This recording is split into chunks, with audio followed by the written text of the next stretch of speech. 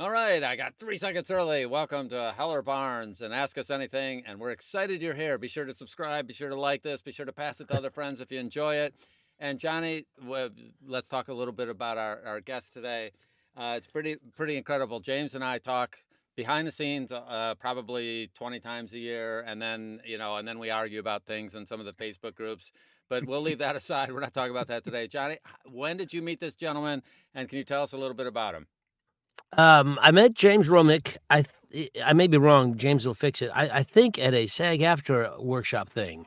I was doing a James does. We both help out with SAG-AFTRA. It's volunteer stuff at the. James teaches various stuff, and I teach audiobooks. And I had a workshop in audiobooks. It had to be what 4 years. I was before COVID. 2013. Yeah, so some time ago. Long So time ago. James Like knows guys who. one of my first audiobooks. I was taking a bunch of courses in. Yeah, and James is one of the kind of guys who raised his hand, not so much to ask a question, but just to show that he knew more than I did. Yeah, one of those guys. A low bar. So I liked him right away. That's the problem with being a type A personality. I think I know more than anybody else does. I said, James, did you want to ask a question or make a speech? I'll go for the speech, and he did. But so, I wonder who he was inspired by. I don't know, but we became friends, and the most I really got to know him. James, I can't remember. Have you been to the New England Narrator retreat with us? No, not yet. You should really consider. But so we went. Well, I consider it, but it's a matter of home life and all that other kind of stuff. Humbug. I can make plans. Overrated. But James and I, do you remember when Angela Rose Massey was on our show? Yeah. She put together a show with Bookworm Theatrics. James and I were in it. The Man of No Importance. And I want to tell you something. We talked about the show a number of times, but this cast was so magnificent. I mean, Lisa Flanagan, Abby Getty, Christine Rendell, Adam Barr. It's just so many wonderful people, and it was fantastic. We rehearsed 2 weeks to do. Was it 1 weekend or two? 2 performances. Yeah. 2 performances. So 2 weeks, 2 performances, fully choreographed, full musical. James Romick is a fantastic actor. I'm just going to leave it there. He can sing, he can dance. He's a fabulous actor. I mean, not a likable person, but a great actor. So we had so much fun. A legend in my own mind. And yes. That's right. No, so that's how we met. We became close after that. I'm sorry, Don. I was talking something Broadway-ish, or was James doing that without you? James has done Broadway. I have not. Yeah, well, that show was considered off-Broadway because it was the Alvin Ailey Center, right? Yeah. So it was considered off-Broadway. So it's an off-Broadway credit. But I think, if I'm not mistaken, it's the first time you've ever sung on stage in a musical. Yeah. I remember coming up to him after a particularly really good dress rehearsal. And Johnny had this wonderful song. It was like an 11 o'clock number, but it just brings tears to your eyes, the song. And he sang it to the main character that was in the show, a gentleman who played the main character. But I remember going up to Johnny, being a pompous ass, and going, "That was really impressive. You sang that really well." Thinking, like, Johnny's not a musical comedy performer. Yeah, but singing is a whole nother animal, by the way. I mean, even if you're a great performer in other areas, singing is a whole it's just not the same. Even if so many great actors, they don't sing very well, or they don't have enough experience that they're super confident with it. And that's a whole another level. So how did you get started? Were you singing? Well, I went to college to be a music teacher, and I got a scholarship in voice. So I'm a trained opera singer, basically. But I went through the entire program. One of my voice teachers was actually the director of the school opera. And I did a couple of the operas because he was my voice teacher. But I really fell in love with musical comedy. We had a really good community theater. I think the first show I did there was Thomas Jefferson in 1776, which, if you have ever seen it, that opening number with all those male voices is just chilling. The Sit Down John number, I mean, man, I've done it twice, and it just brings chills up my spine every time I hear that number. but I sort of got the bug. But I was going to be a serious music student, and I was going to be a music teacher. I thought that was the only avenue that was open to me at that time. But I did 2 shows at the local community theater my first year in college. The first live musical that I saw was when I was a freshman in high school, I think. And a friend of mine who was a senior was doing The Old Indian and the Fantastics at a local Yeah. community theater. And he said, I'm doing this show. He was a senior, I was a freshman. And he said, would you like to come? And I said, sure. So it was in this little 125 seat Quonset hut kind of theater. And if you've ever seen the Fantastics, it's just a bare stage. And as the overture starts happening, the little bit set pieces get put here and there, and there are 2 poles and a curtain and a couple of stools and a ladder and a trunk. And when I was sitting in the second row, just watching all of this happen, and I just remember thinking to myself at that moment, I want to do this. And that's how I got started in musical theater anyway. And my first year in college, they were doing the Fantastics, uh, an offshoot. It was somebody put together a production company, and they were doing the Fantastics. And the guy who was playing the lead had a job on campus, and he had a note on his dorm that said, "You can either use this job or you can be in the play, but you can't do both." So Oh, he had to quit, and I auditioned for it, and I got the lead in the Fantastic. So that's one of the weird little circles that happens in my career. And then when did you start? So at some point, you discovered audiobooks. You probably did books on 8-track first, and then I beta listened to books on 8-track. okay. No, I reel-to-reel cassettes. Yeah. Um, it was kind of by accident. When I left the show when I was in Phantom of the Opera on Broadway, and I left the show in 2012. Not on my own volition, but that's another story. We Let's love hear it. that Um, one. yeah. No, you don't want. I don't even want to remember that one. It's not a nice story, and I went into severe depression after that. But Oh, anyway, um, I um, That's the best I was narrators, but though the depressed ones.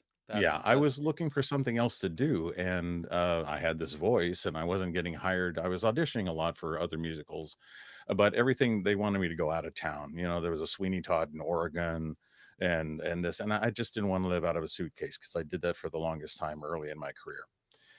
So I thought, I'll go into voiceover. I looked into voiceover when I first got to New York in like 1980, and it was that big announcer kind of thing, and there were only a handful of guys that were really doing it at the time.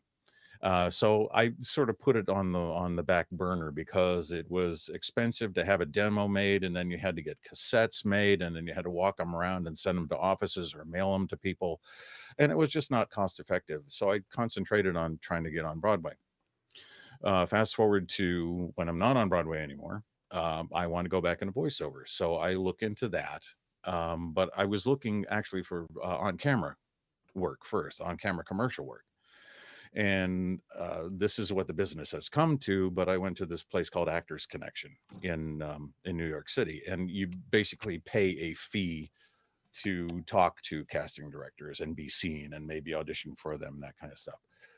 So I landed a commercial agent for on-camera commercials, and I went to sign up with them in their office in New York, and he said, "Oh, you have this nice voice. Let me introduce you to my voiceover person." And I went, "No, no, no, no, no. I don't know anything about this. Let me investigate this. Let me learn a little bit about the business before I go into it, because I don't want to fall on my face right off the bat." wait. You wanted to learn about the business before jumping into it? yeah. Yeah. That's shocking. Yeah. I don't like to I sometimes dive into things head first before I should, but yeah. Wow. Did you get see Tom Barkley's comment? I'll leave parallel to it except for the succeed. Tom, I'm not being serious enough. Yeah, And I don't mean laugh, but it's success very is funny. like a fleeting kind of thing. Yeah. But I So I got hooked up with a place that Johnny used to be affiliated with. I won't name the place, but I went through kind of a program where it culminated in getting a demo made and all that kind of stuff. Oh, you can And mention them. okay, Edge Studio Oh, in New York.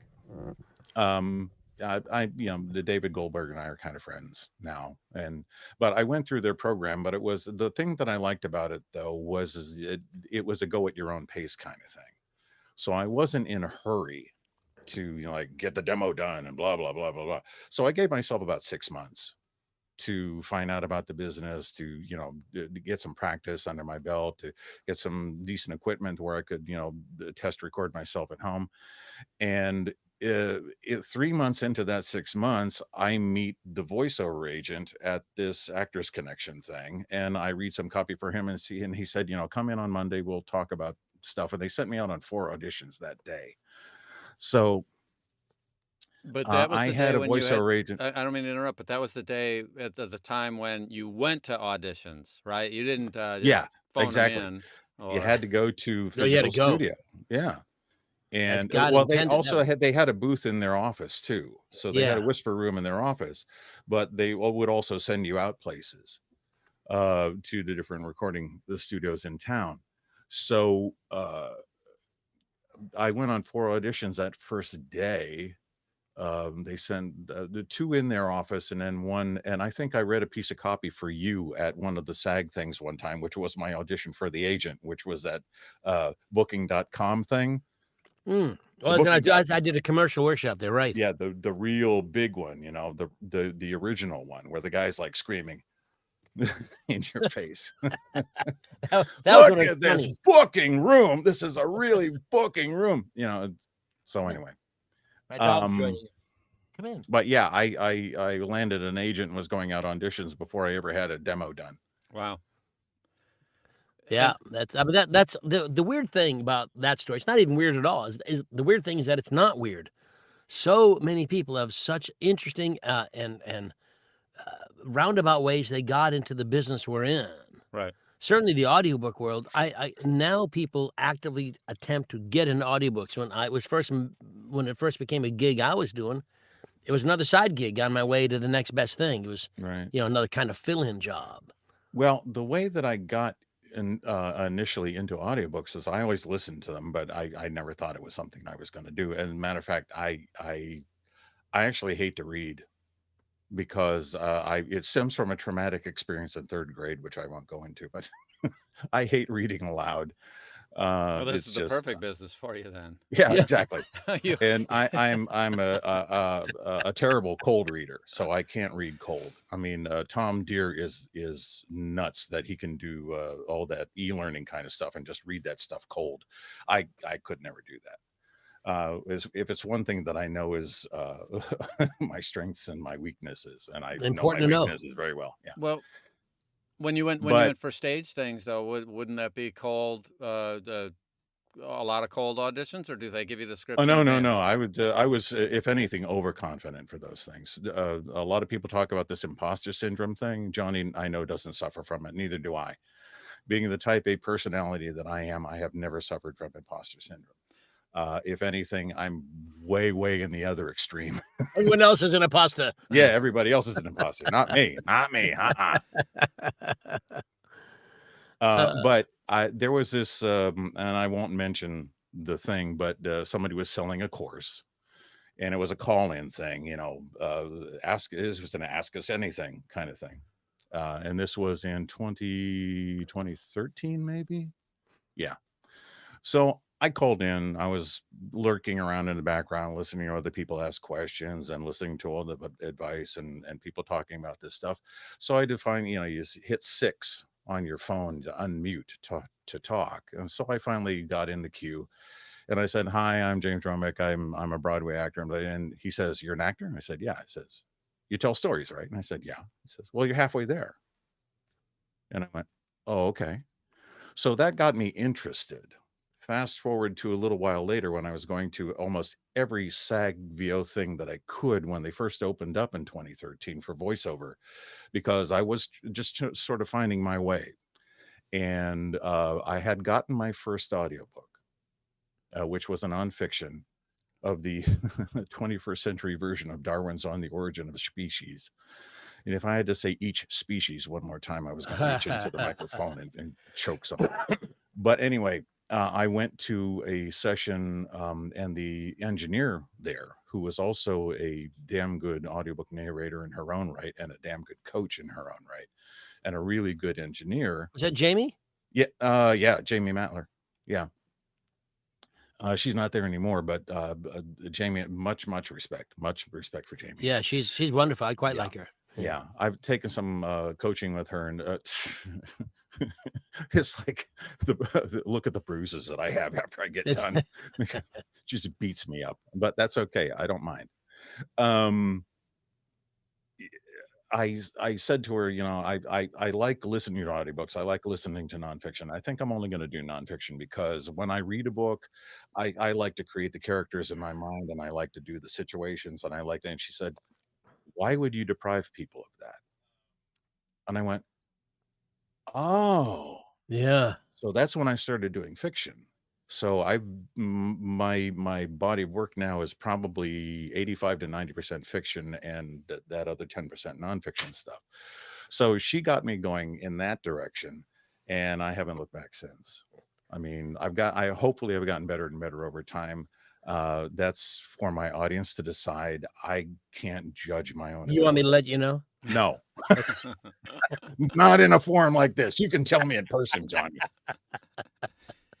Well, you've had does anyone ever rehire you? Oh yeah, the thing that I like is doing series. All I right. like I'm in the middle of a serial killer series right now. I think book 8 in that series.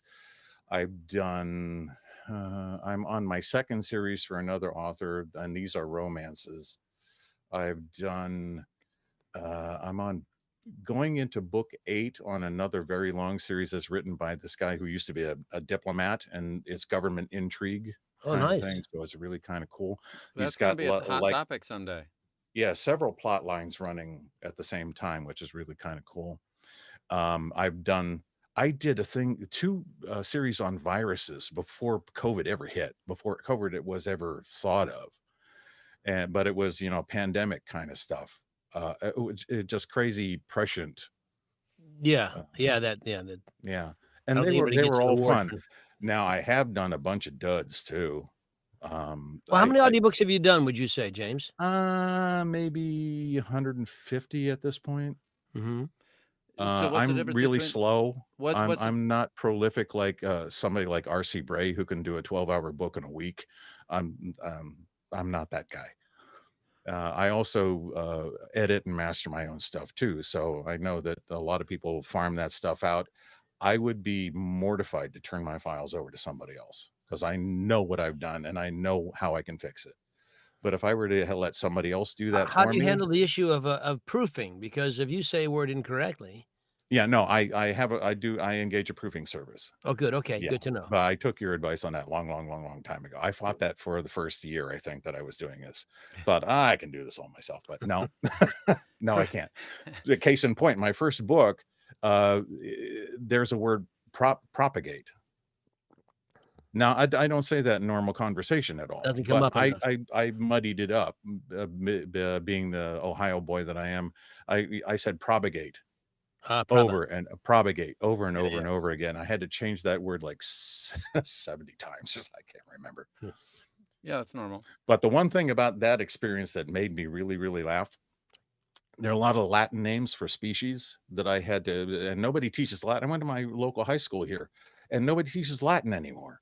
No. So I'm pretty good with languages because I had to sing in German and Italian and French and Latin and that kind of stuff. But I have a pretty good ear for that. But looking at those words and trying to get the proper pronunciations for them was a little bit weird.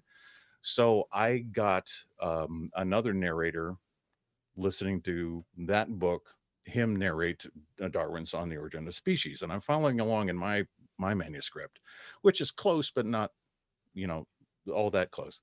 And I never forget this. In chapter 3, this narrator said something quadruped something. And I laughed out loud. I was on the bus coming into the city from my my house going into New York City. And I had the earphones in. I was laughing out loud, and people thought I was nuts. The word was quadruped. And Quadruped. he had made a four-legged animal into a past tense verb. So every time I'm in my booth, I'm swearing my ass off, and my wife is in the other room, and because I'm making mistake after mistake, and she says, "Just think quadruped." Quadruped. And I that's wanna when point I out- realized that he was reading word for word for word for word and not reading for content.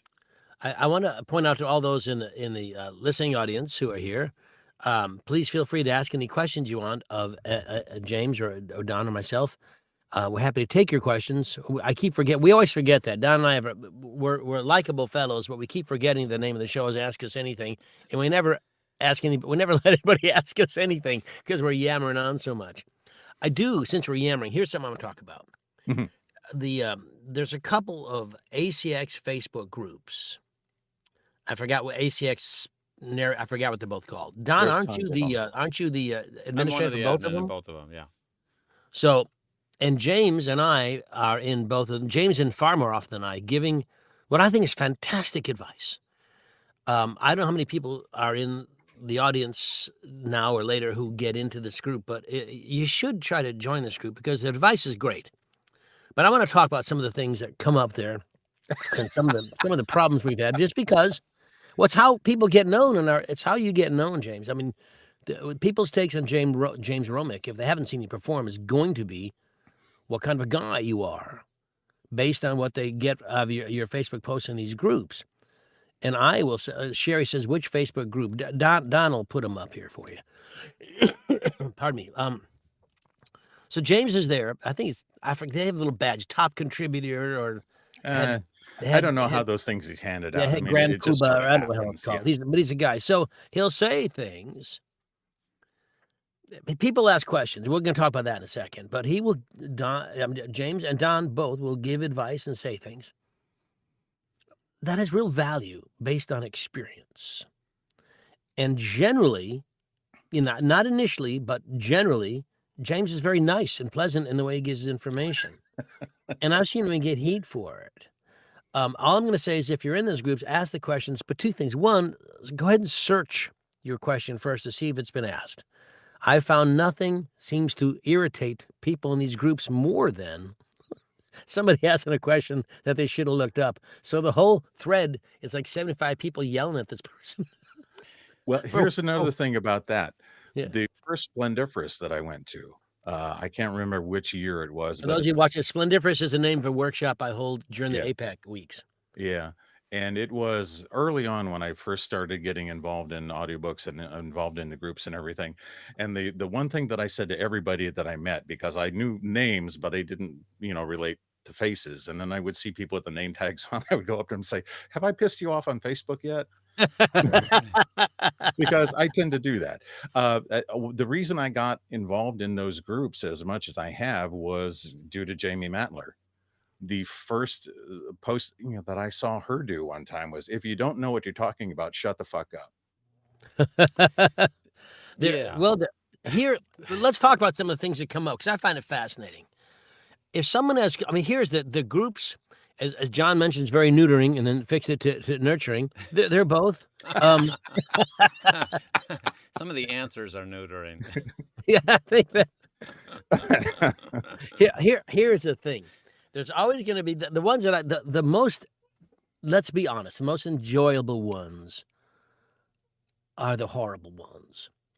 Where either someone says something offensive that sets off everybody, or someone answering us that sets off everybody. Because that's fun. If I say, what do I do about editor's remarks and footnotes, and you say, well, you don't do that. Well, that's interesting and it's good, but it's not. It's not fun.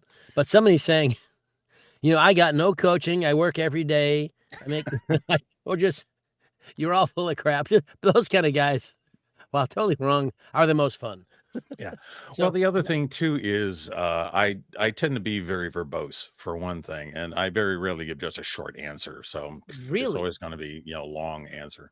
But the answers that I give or the comments that I give are considered. They're not things that are just stream of consciousness off the top of my head. If you look at a lot of my posts, you will see edited, edited, yeah. edited, edited, and several times I will edit it because I want to make sure that I'm being clear about what I'm saying. Well, let me ask both you guys. Two things? Both you guys. What question or topics come up the most? And then what have been some of some things that just get your goat every time? So first, what topic do you think comes up regularly all the time? Because Don, you administer both, and James, you're in both saying things. I'm in there too, but not as frequently. One of the things is that people think this is just a side hustle, that they're just going to make some money, some quick and easy money, and it's not. Johnny and I both come from this kind of background, but I thoroughly believe that you have to be an actor to be an audiobook narrator, or have some kind of performing experience, like you've fronted a rock band, or you've had some public speaking experience, or something, like some kind of performing experience. Because if you're coming at it from just reading to your kids at night, that's not enough, and desire is not enough. You have to have some innate talent or some kind of background. Yeah, Okay. the if there's so it does irritate me, but I have learned to respond in a less irritating format than what I'm thinking very often. Yeah, well, So, Don, you're a lot nicer than I am. well, You're nicer than I'm both of not us in put person though.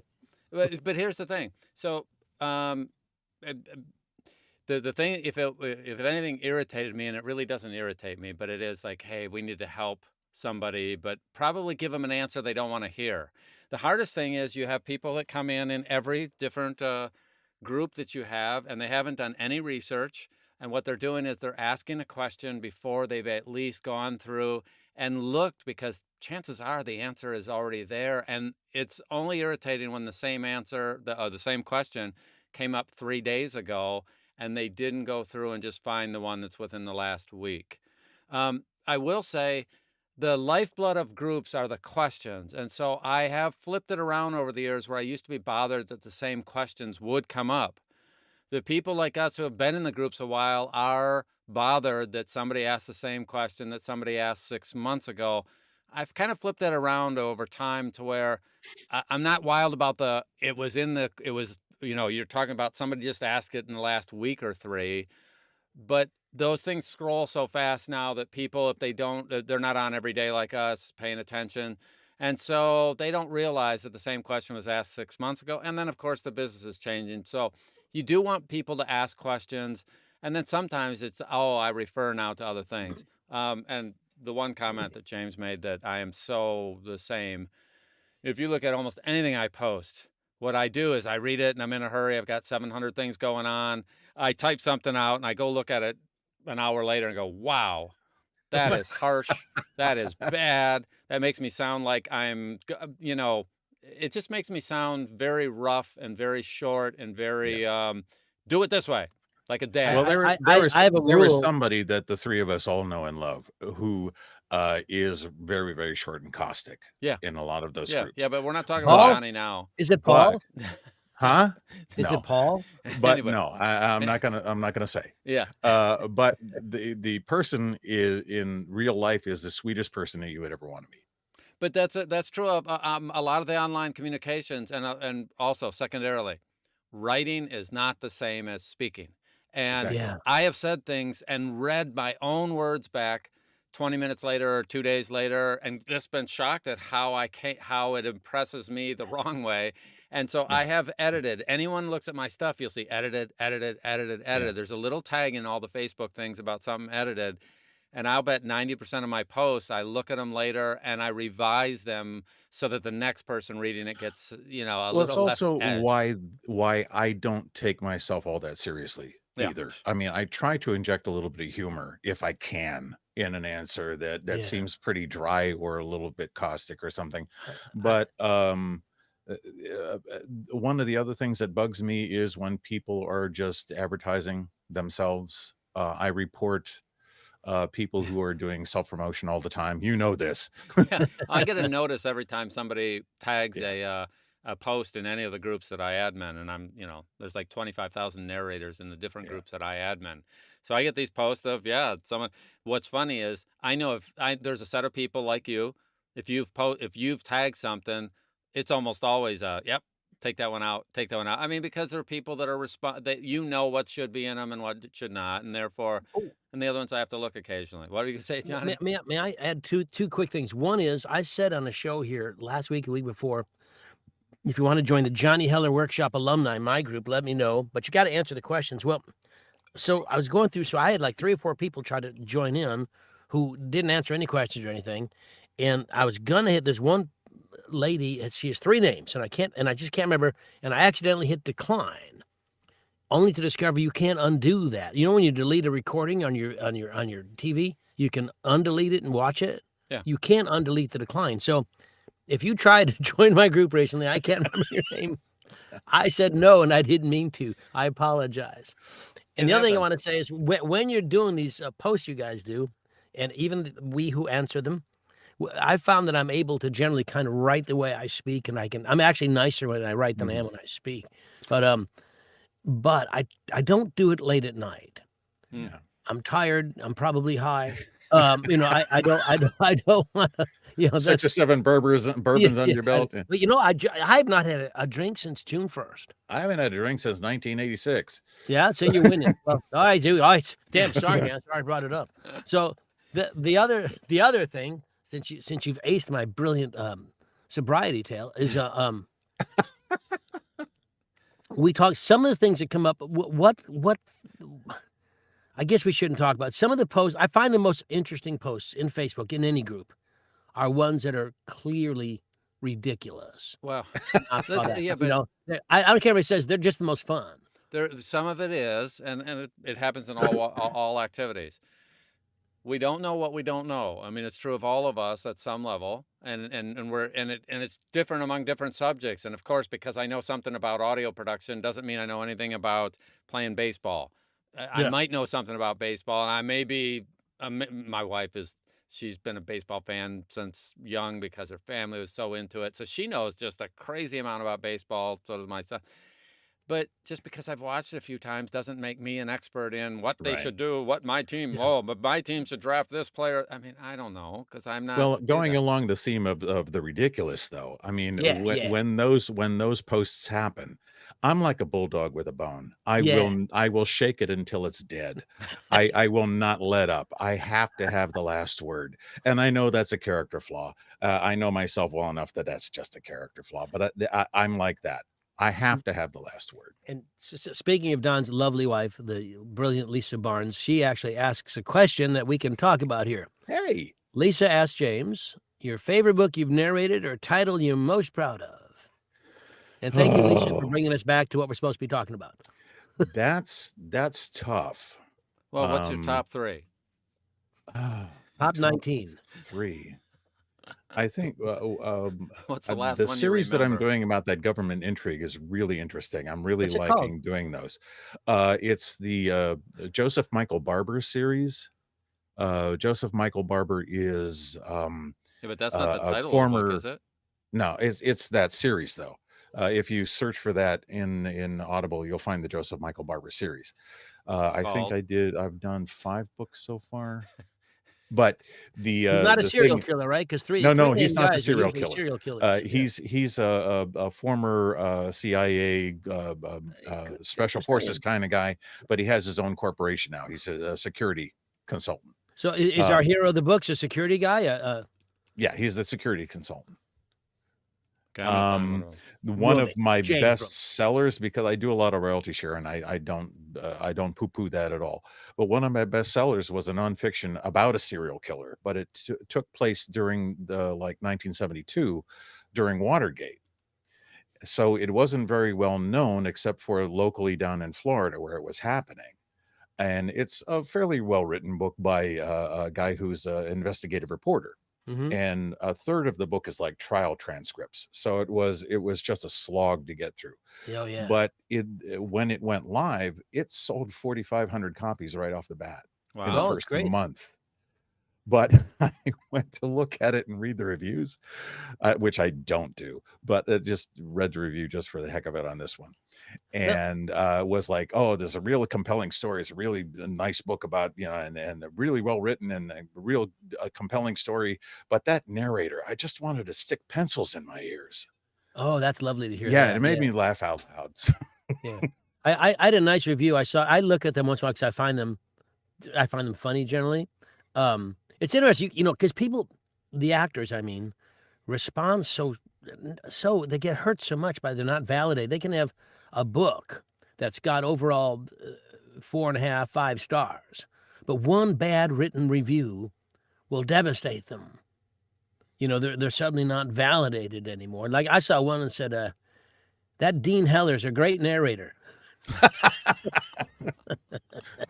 Yeah, Who the stuff hell like is that. it? Your I brother? love stuff like that. But Yeah. we all have to take all those reviews with many, many, many, many, many grains of salt. Yeah, because it's just somebody's visceral reaction. Yeah, yeah. It's like, If it was like Ebert, who the movie what's that? who are the movie reviewers that used to be on Ebert Siskel and and Ebert? yeah. If Yeah. if they're professionals and you know what they're talking about and they analyze the whole thing and they know what's going on, that's a different story. But it just some random visceral reaction to something, unless like you keep on saying there's a consistency Yeah, yeah. in the reviews, like he If spoke too everybody fast. says James talks too fast or something, Yeah. maybe that's an issue. But if someone says, uh, you read so many things, and also the people don't realize, actors don't realize, because we do require validation from everyone. That's why we're doing this. But you have to understand that, like some people said, if they don't like the book, like I've done books that are wonderful, like but there's a lot of swearing in them. Well, if you don't like swearing, I get horrible reviews. Like Performance gets 1 star, even though the performance was great. You just don't like the fact that the books had a lot of swear words in it. Right. So why should I take that anywhere? Why should I even let that into my world? I just think the person who did it is an idiot. Yeah. I kind of like to answer Rosanna's question here. Yes. What moved the needle in my career? Um, I think the turning point was where I didn't feel hungry, where I didn't have to audition for everything, where people were coming to me and say, "Will you do this? Will you do this?" The repeat customers, I think, Mm. is because I'm just swamped with stuff right now. I mean, I've got 5 different authors who are coming at me for repeat work, and that's fine with me. Can you I tell us a don't. little bit about how you reached out to these people? Because right now, a lot of actors, Yeah. known audiobook narrators, are not working much. Yeah, well, I'm doing most of my stuff off ACX, and I mean, Okay, that's that's just why what it don't is. you say like it's fine. Yeah, and I'm doing a lot of royalty share. I mean, I'm getting I had one customer that just paid me a buttload of money, but for a per finished hour rate. But these were vanity projects for him. He was Yeah, independently wealthy, and he was willing to spend the money, and that was fine. And I did them under my pseudonym because they were fairly religious kind of works, and and so what's your pseudonym? yeah, No, my pseudonym no, you it's don't. on my website. It's my name backwards, R. William James. Oh, is it? Oh, Yeah. well, that was And no and fun at all. I created a whole different persona for this guy. He's got his own Facebook page, and it's my father's picture back in the 30s, and the background is the house that I grew up in Wow. on the So Facebook you're page. really So if hiding you it look for that yeah, you have an alternate name. yeah. Yeah, yeah. Well, I the have a reason pseudonym. yeah, the reason I say what is it? Me, no, it's all British stuff. Okay. Yeah, The reason that I created a pseudonym though was because a friend of ours, Tom Jordan, out in California, who's an yeah, audiobook narrator, he recommended me to this woman who was doing these. At the time, they were called clean romances. Now they're called right. cozy romances. And I think I did 5 books for her. But the first one was really kind of sweet, and I was doing a lot of swear words and sexual content and all kind of stuff. My other stuff, and I went to her and I said, "Would you mind if I used a different name for this? Because you may not want to be associated with me, but this guy is really nice." He doesn't Yeah, drink, yeah, he yeah. doesn't smoke, he doesn't swear, he uses complete sentences, grammatically correct, and he's really, really nice. And so I started using a pseudonym for romance and westerns, clean, cozy Yeah. romance and westerns. But all the rest of the stuff is me. Well, that's kind of have there's reasons to have pseudonyms, and that's a perfect one for them. I don't do the racy erotica stuff. I just not No, into. I So don't need. even I wouldn't even do it under pseudonym. I just don't. It's not for me. But I have no I problems with people who do it or coaching them or working with them. It's just not. Yeah, I don't talk like that. Yeah. Well, I actually won one time, and I thought, well, if I'm going to do this, I should listen to one. So I Yeah, picked yeah, one at random, yeah. and if this narrator author wrote and said from her moist center one more time, I was going to shit my pants. So I said, can't you come up with a more creative way to say that? It was just the same thing over See, and this over and this is over why I again. can't do it. I can't. I It just makes I you You'd can't laugh. be do it. laughing. So the one that I auditioned for and I won was on spanking, and it was like Was a what? harem spanking. Spanking. Yeah. And I read it and I prepped it and everything, and I looked at it a second time, and I contacted the author and I said, I have no compunction whatsoever about doing this kind of stuff, but it's just not me. I Yeah. just sound like a dirty old man, which I am anyway, but And that's and beside and the point. just so everybody here who does it out there, there's nothing wrong with No, erotica or romance, not at all. nothing. And if you Uh-uh. do it, there's no judgment at all. It's an acting job, and as my good friend Paul Rubin says, no one in this book, no character knows they're a character in the book. Right. So if this character in the book is someone gets off on spanking, that's not unusual. That's what they like. Well, I actually did one that was as close to erotic as I'm going to get, but it was about it was called King of the New York Streets or something like that, and was this guy from the Bronx, and so I had to do a New York accent for half of the characters in the thing. Yeah. But I mean, he was just a womanizer, Yeah, and it was fine. it's super important when anybody, and this is just a general thing, not to be judgmental of the characters you're playing. I just did a nonfiction book for Tantra called Hit Number 29. Just came out about a month and a half ago, and it's Hit is written by the hitman, a literal hitman, and whoever he told the story with about his 29th murder. That's the story. Like, So- wow, what? How? And I don't know. And the thing is, when the book ends, he killed the guy. It's over, and you, the listener, and me, the actor, have no idea if this guy ever got in trouble for any of this. If he ever, because he did it under a fake name. So I don't know. I don't know, and I don't even know if it's true. He didn't So use that's his that Johnny kind of stuff. Heller name. Yeah, he did. Yeah, Johnny Heller was the hitman's name. Yeah. So I've got a question for Johnny. Have you ever done, say you're like in the middle of something and you just broke down that you couldn't, I mean, that you had to take time and you had to step back from it for a while? I mean, Because I was crying, you mean? Yeah. Oh my, yes. Oh, many times. Okay. There's a lot of and not so much in nonfiction, but in Marley and Me was difficult. Yeah. Obviously. I got one coming up that it's sort of a repeat. The guy rewrote it and he wanted me to re-record it. So he's paying me to re-record the series. He tightened things up and took a lot of things out, but there's a scene that just goes on for page after page after page. Here's I did a book by Patrick Kennedy about profiles in mental health courage. It actually just won an earphone award. It's an important book. It's a story, like 12 stories, 12 people who not all lived to the end of the book, but it's their mental health issues and the courage it takes to deal with it. And I broke down any number of times. And I think the thing is, you have to, if you're going to cry, you're going to cry. Yeah. But you can't communicate when you're in the middle of that. Right. That's why when you see someone in tears at a funeral, or perhaps even at their own wedding, and they're all upset, then you got to hug them. And it's there, because you can't understand anything they're saying until they get it out and they go, here's what, and all Right. any of us need to do to get in that place is think of your dog, Yeah. Well, but this one is going to be like page after page, but I had one that was only 4 words. Oh, You are my family. And I just lost it. yeah. But because of And circumstances. I'll tell you what, the emotion plays to the listener. It plays. It's just absolutely plays. But I left it in there. I mean, Yeah, I yeah. got choked up and I left it in because I thought it was important. Well, Okay, here's a question from John Walker, a little different, but guys, how do you prepare for a project? And I'm assuming, Massive quantities of alcohol. I don't know. yeah, I assume, John, you're asking how to do prep on any given book, not our whole life story. So what is your process in prepping, James? Mine? Well, I read the whole book first. I mean, if it's, I've gotten to the point where with some nonfiction stuff, I sort of skim through it. Right. And I'm looking for keywords, so I'll do like a keyword search or look for words that I don't know.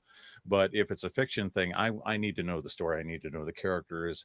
I do not do that color coding and all that kind of stuff. Yeah. I just sort of highlight the character name the first time it appears, because I know that I'm going to save a snippet of that character voice that I'm creating to come back to later on. And I just highlight little things that, like maybe a dialogue tag that I'm not going to see until after I say the line that Right. says He said quietly or he something. whispered or something like that. So it's going to give me an indication He of said what in I need Belgian. to do to get there. Which, why don't they write the dialogue tags before? Yeah. Whispering, he said. Yeah. A special version for the audiobook actor. Yeah.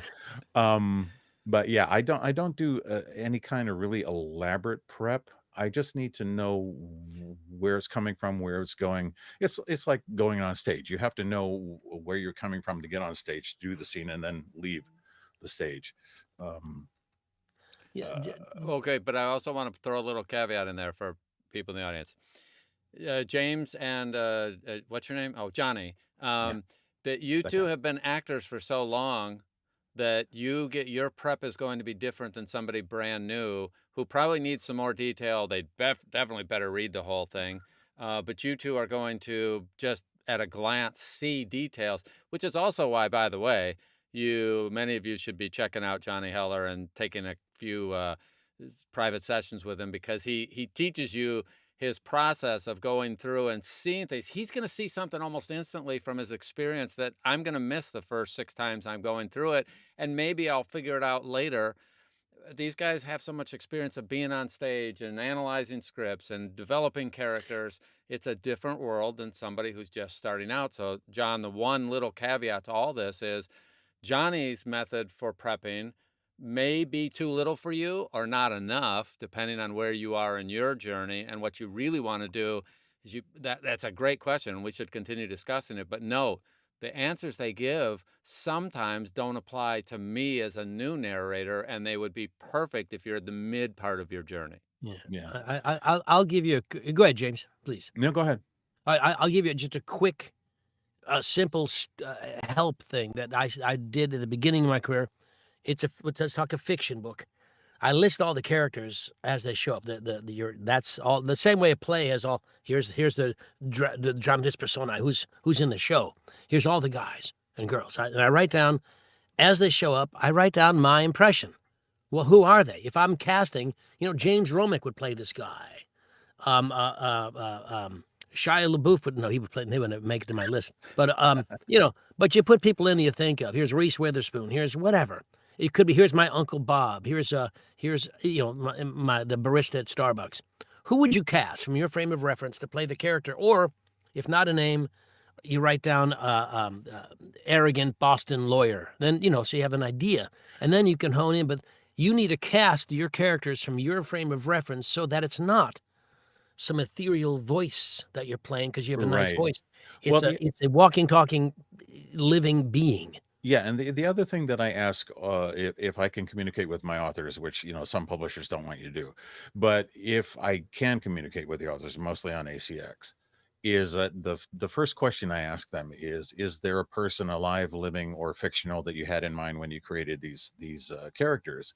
Not that I'm going to do an impression of that, but it just gives me an idea of what their personality is like, what their quirks are, what their speech patterns might be. For instance, the one book that I had with the You Are My Family, the older woman in the book, I was having a problem wrapping my brain around because she was a little ditzy, but I didn't want to play her, like a weird or anything. So I asked the author, I said, did you have somebody in mind when you created it? He said, think of Betty White in The Golden Girls. Oh, but see, that's helpful. Got it. Yeah. Well, I see, got it. the problem is when they say it's my best friend from second grade, Ricky Schultz, Yeah. who was my best friend in second grade. Like, well, that's not helpful. And a lot of times, by the way, you guys auditioning for books, authors have a lot more say now in who gets cast. And they have in their mind their best friend from second grade, and you can't possibly know that. And even if you did know it, it wouldn't help you because you don't sound like them. So understand that a lot in this business, the business has changed dramatically and continues to change. Authors have a lot more say now in who's cast. So the more you, like James does, can work with authors independently and get your own stuff, it'll give you a better understanding of how to get cast. Well, it's another thing that I say to them too, on the same point, is that I'm not a mind reader. I will not be able to completely do the character that you have in your own head, nor should I be expected to. But you can guide me along the way and give me clues as to who these people are, Yeah. which is why yeah. I ask about, is there anybody that you base these people on that I would know? And I have a question for you. If you Hmm. restarted a year ago, pretend you didn't have all your history of in working audiobooks, what would you do different if you were starting in the last 6 months and okay, that, maybe you didn't do? What would Oh you do to man, make this happen? study, study, study, study. Um, You'd go uh, steady? one time, one time, I think it was after one of the virtual events that I did when you were doing the Splendor for virtual, and I never win anything, but I won an hour's coaching with Simon Vance. And Simon's one of my favorite narrators. I mean, I'll listen to Simon read the phone book, for crying out loud. There were phone books anymore. But I was scared to death. We did a Zoom session together, and I was just scared to death because Simon Vance, for crying out loud. But I was scared to read for him. But all we did was bullshit for an hour. I didn't read. We just talked about the business. We talked about who we were, and it was a lovely time, just being one on one with another human being. He's a darling human being. He's He wonderful. is. He's a wonderful guy. So, and anything you might do differently as far as what you did on your current path? I would have learned punch and roll earlier. Okay. Yeah, you'd make your life easier in some ways. Okay, so Uh, you'd do that. You'd study acting, study. What sort of things would you study? What do you recommend to somebody who's just starting out? oh man. Don't get too wrapped up in the equipment. Don't get too wrapped up into the most important thing is to create yourself a quiet space.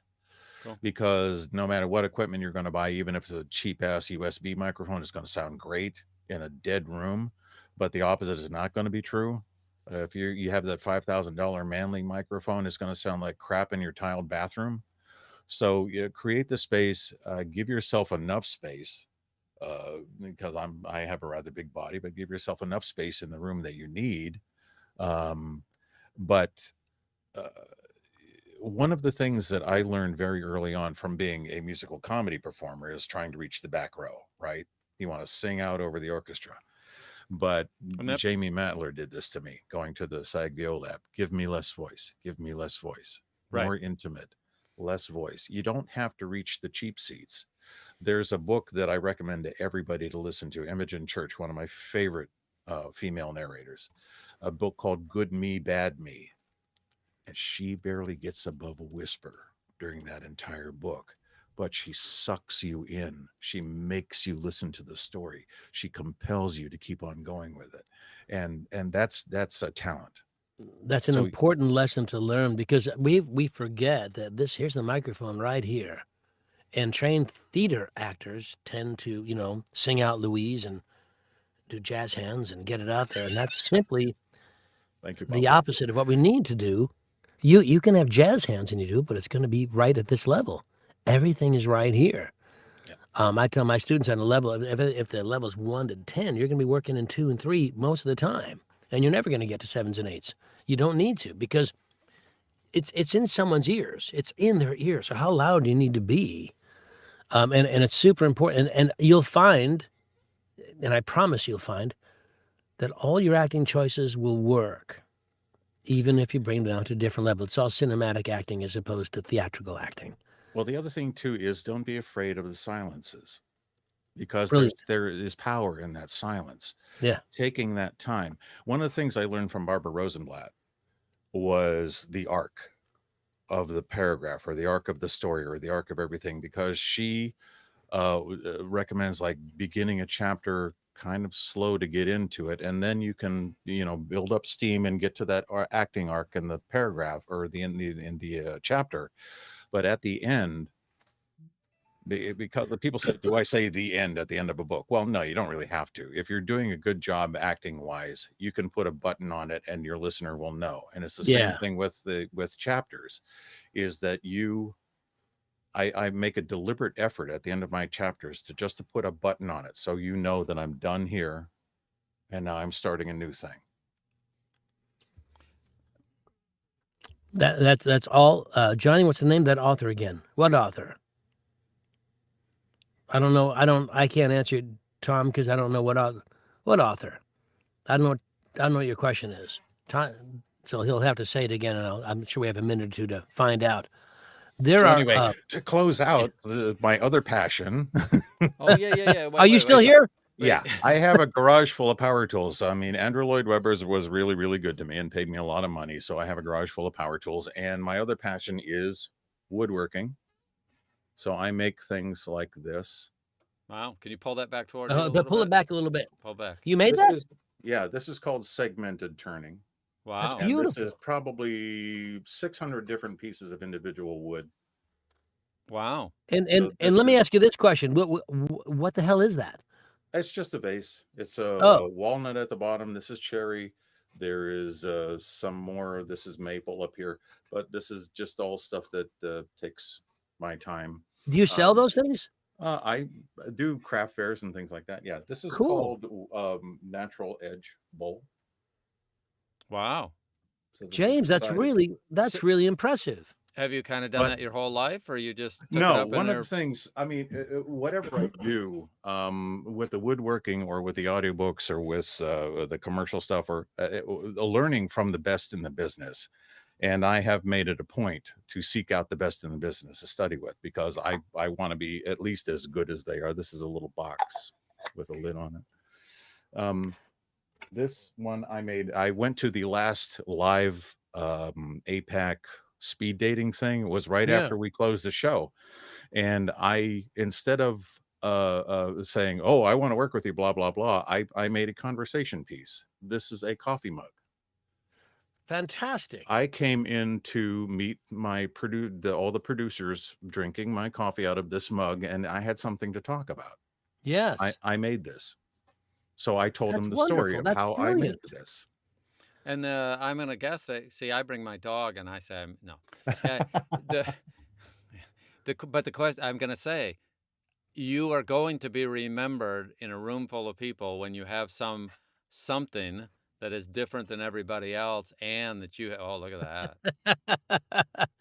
James, my birthday's coming up. I'll tell you what I want. By the way, the answer to that question, Tom, is Ali Land, A-L-I Land wrote Good Me, Bad Me. That's the answer to your question. What I did is I looked it up. It's a wonderful book. I don't know if that for women, I recommend every woman narrator listen to that book. Good Me, Bad Me. It's just so compelling, and she barely gets above a whisper. That's really impressive woodworking, though. Now, Sam Maloof and James Krenov died before I had a chance to work with them. Do you have a garage space or something you do your woodworking in? Yeah, my garage will never see my cars. I mean, it's full of power tools. Whoa. Yeah. I have 14 routers. Why I have 14 routers, I don't know. I just love the tool. Now, how did you get started in that? Why that as opposed to rebuilding cars? I was, first of all, I was a This Old House freak when I was first got to New York. I watched This Old House and Norm. I've met Norm Abram a couple of times. I have a autographed picture of Norm in my shop. I pray to bow to the Norm God before I work on a project. But yeah, I was called at the show. I would make pieces for commission for people at the show. I was called the Wood Man. Anything you want to know about wood, I can tell you. Johnny, don't go there. Yeah. But so how long? Not woody wood. I did that book, Tim. Well, the question is, in a given week, how much time will you get to pursue your advocation. I don't know whatever you want to call it. You Your mean go hobby. out in the shop? Yeah. Not as much as I would like to. How long will it take you to make that vase? Oh, that one probably 3 months. Okay. Oh, I should have put in my birthday order earlier. Yeah. Yeah. Yeah, the segmented stuff is really time intensive. And I studied with some really top of their game guys. There's a woodworking school out in Indiana, south of Indianapolis, called the Mark Adams School of Woodworking, and that's where I used to go. I actually taught a couple of classes there too. And so Sherry wants to know, do you have a website for your woodworking? I used to. I don't anymore. I didn't keep up with it. I used to, it was called Romick Craft, ROMIKRAFT, Cool. but I don't anymore. So now I we All can right, just so- let it contact go. if you want something. As we near the first off, I want to say, James, it's been wonderful having you on the show. This hour It's been wonderful being had, Johnny. Yes, I knew you were going to go there. This tossed that right up for you. Yeah. So people can reach out to you for Sure. woodworking tips and other things. James Romick Don will at put your MSN. website up. MSN.com. My website is romicksvoice.com. No apostrophe. All one word, Romick's Voice. And I have to update the damn thing. I created it myself with software that doesn't exist anymore. But I like the software. It's easy to use. I had the whole suite of software for that thing, and then the company went bust. James is a do as I say, not as I do kind of Yeah, guy. exactly. Yeah. And there's the did I get the URL right there? Romicksvoice.com. Yeah. Cool. Mhm. All right. So Good. that'll forever live with this. And my pseudonym is no secret. I mean, I've got him on my website, and if all the books have thumbnails for the books, and if you click on the thumbnail, it'll play a sample. Cool. Okay. Awesome. And I want to let those out there in the listening audience and watching audience know next week, the lovely Jen Lee will be our guest. Oh, I worked with her father. And November 19th, Travis Baldry will be with us. Awesome. I didn't get to tell my George Lee Andrews story. Well, you can just be in the thing and send her a note. You can ask a question. Yep. Thanks. Don? So remember, up at the top right, we have Johnny Heller's website address, and VO Jumpstart's there, and lots of great stuff on both those sites. So be sure to check that out. Be sure to subscribe. Be sure to tell your friends. If you share this or you make a comment on YouTube after we're done, that's also a major help. But you can share it in other groups, and we always appreciate you being here. And of course, we look forward to seeing you next week. And as always, we'll see you on the wires. Have a great day. Bye-bye. Bye, all. Bye. What is that, James?